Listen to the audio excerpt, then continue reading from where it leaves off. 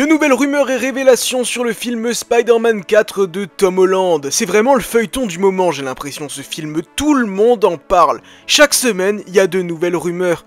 Et du coup, dans ces rumeurs-là, on peut facilement se perdre. C'est pour ça qu'aujourd'hui, ensemble, on va revenir sur les dernières informations qu'on a eues, les informations toutes fraîches. Et je vais vous donner mon avis là-dessus parce qu'il a un petit peu changé, vous allez voir. Enfin bref, attachez bien vos ceintures, bienvenue mesdames et messieurs, ladies and gentlemen dans Spider-Man Airlines, et décollons, je vous souhaite un agréable vol. Mais avant qu'on décolle ensemble, je vous propose bien évidemment de vous abonner à cette chaîne, de laisser un pouce et d'activer la cloche pour ne rien manquer des prochaines sorties d'ici ou Marvel à venir. Dans la description, vous trouverez également un lien si vous souhaitez soutenir la chaîne en devenant des membres soutiens, ça fait toujours plaisir. Le film Spider-Man 4 de Tom Holland, comme je l'ai dit, chaque semaine on a de nouvelles rumeurs. Ce qu'on sait pour l'instant à peu près jusqu'ici, c'est qu'il est attendu pour sortir en juillet 2026, soit entre Avengers Doomsday et Avengers Secret Wars, que Destin Daniel Cretton devrait le réaliser, et qu'il verra le retour de Tom Holland et probablement de Zendaya. Initialement, le film était prévu comme étant un film street level, qui serait dans la continuité des séries Hawkeye, Echo et Daredevil Born Again,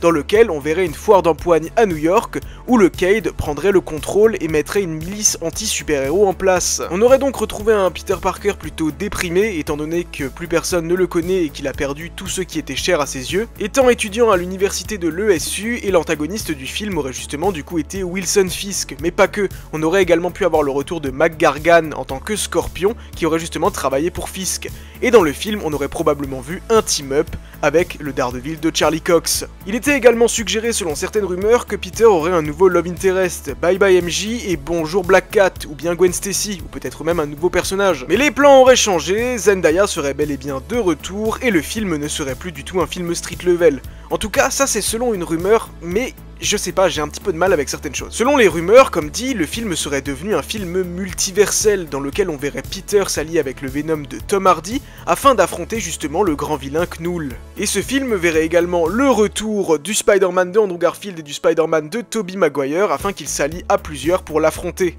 Et ce film prendrait place justement dans le Battle World, puisqu'il sortirait comme dit entre Doomsday et Avengers Secret Wars, et la rumeur voudrait que tous les programmes qui sortiront entre ces deux films prendraient place dans le Battle World, un univers dans lequel plusieurs univers sont mélangés. Et toutes ces rumeurs là, elles nous viennent de My Cosmic Circus. Et je vais vous dire pourquoi il y a quelques petites choses qui me dérangent.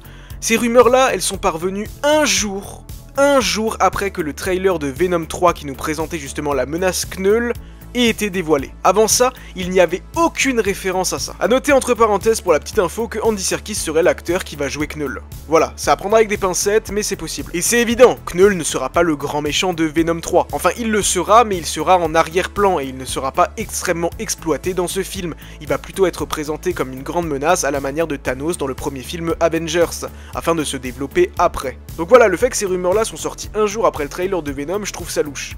Mais là où c'est encore plus énigmatique, vraiment, où là je me pose vraiment des questions, c'est que Alex from CC, du coup de My Cosmic Circus, a rapporté hier que le Spider-Man de Tom Holland n'était pas dans Venom The Last Dance. Alors que d'un autre côté, on a des scoopers, comme par exemple Daniel RPK, qui est un scooper vraiment très fiable et confirmé.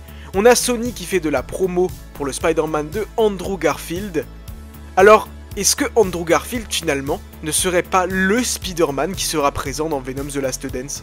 Et si on s'était trompé, que Tom Holland, lui, va rester dans le MCU, que toutes ces rumeurs en mode il va affronter Knull, etc. seraient complètement fausses, qu'on aura bel et bien un Spider-Man 4 street level, ou peut-être avec une petite ambiance multiverselle, mais pas du tout le Spider-Man 4 où on verrait justement s'allier Peter et Tom Hardy, enfin Eddie Brock, afin d'affronter justement Knull. Il y a eu des reshoots pour le film Venom The Last Dance. Dans ces reshoots, Eddie Brock se rend à New York, et il n'y a aucune raison qu'il se rende à New York pour moi si ça n'a pas un lien avec Spider-Man.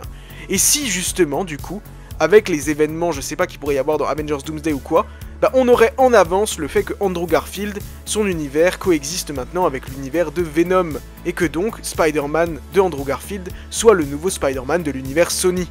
On l'a déjà évoqué plusieurs fois, mais ça ferait sens. Tom Holland va rester dans le MCU. Il va avoir ses intrigues à lui dans le MCU, et surtout après Secret Wars, bye bye le multivers, donc les connexions avec l'univers Sony seront terminées.